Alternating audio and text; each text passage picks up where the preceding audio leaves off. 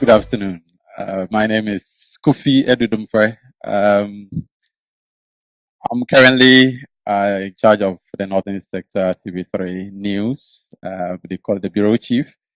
But until January 2016, I worked with Love FM as an assistant news editor.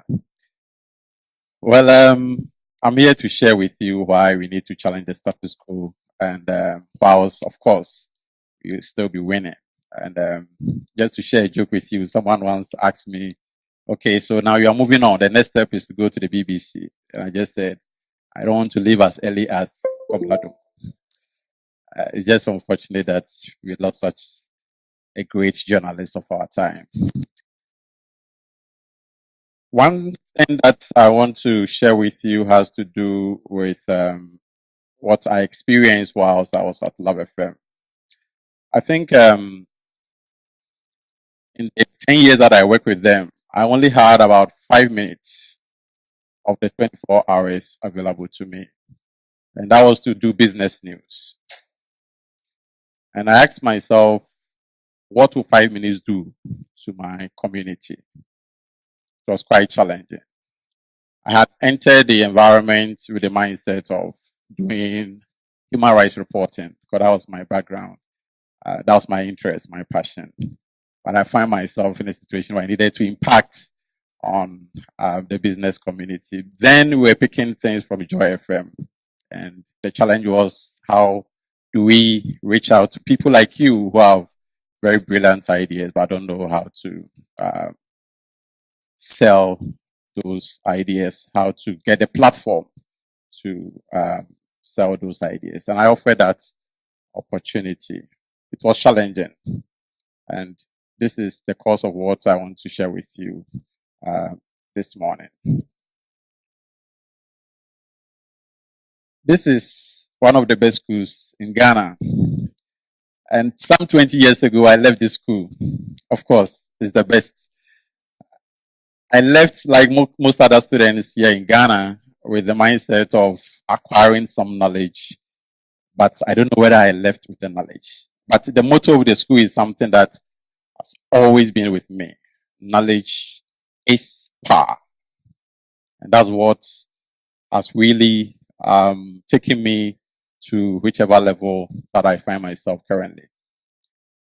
I will share something with you similar to the thoughts by Komla in Nigeria, but this time around it has to do with Ghanaians moving to Nigeria. This is one of the biggest slums in Africa. It's called Makoko. And I tell you, this is where I lived when I got to Nigeria after my secondary education. My father was there and I needed to join him there.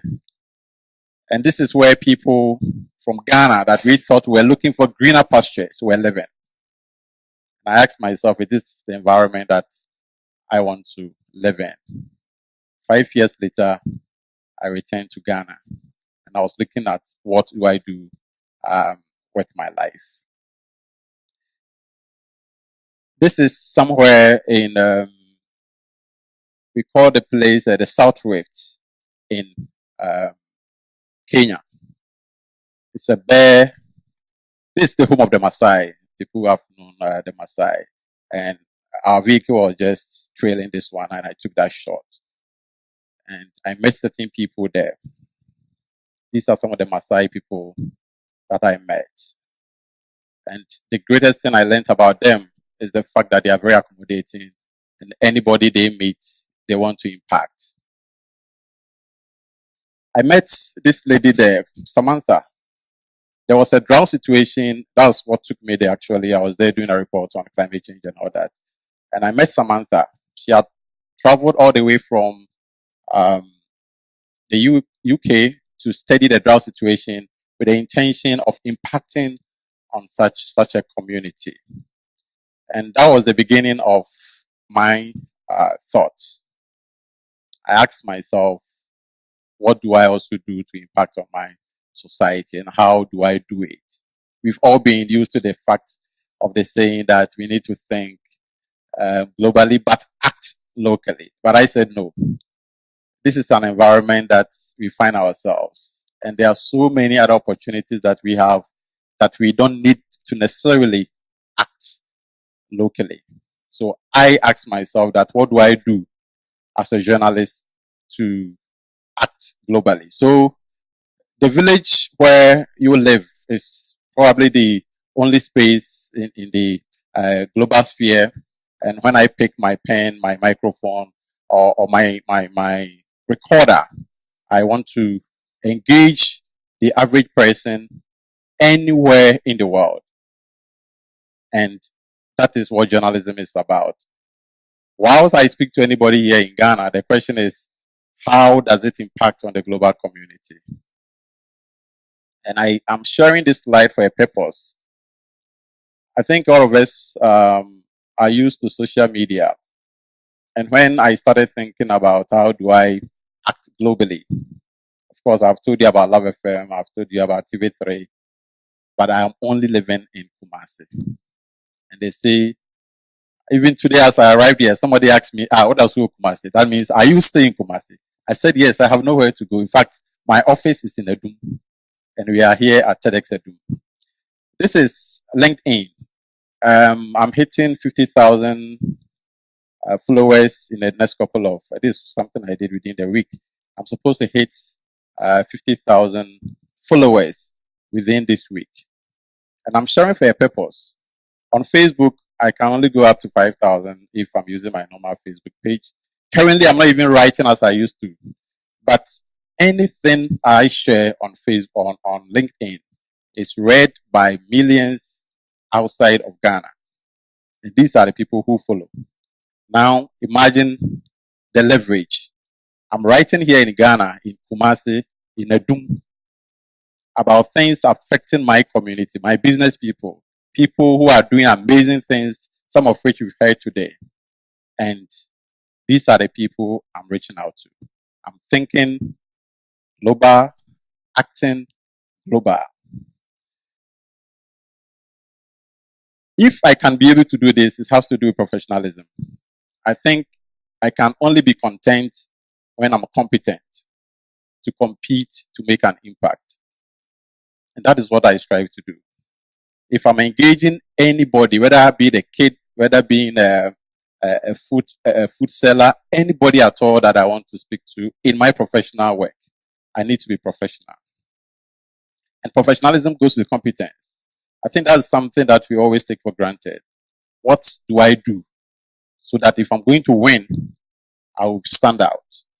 And that is professionalism. And to be successful, I think the environment we live in has to do with creativity. What do I do to stand out from the rest? I choose to be successful. That is me. Because of the fact that nobody else can do what I do. That is my belief. You may be whoever in the whole world, but I believe that what I do, I'm special. And I'm unique in my own way. And that is what I strive to do. I did this in Lima, Peru. And I'm sharing for a purpose. When I step out of Ghana, my journalism, is this something that I can do or compete with any other body, whether from BBC, from the CNN, from anywhere in the world? And that is where we talk about success. I think the challenge we have is that when we talk about success, it's maybe about the car you drive, the house, how good you dress, how good you smell. But I believe it has to do with an inner conviction that, yes, I do this, I'm satisfied. And for me, my success is when I put a smile on somebody's face through the work I do.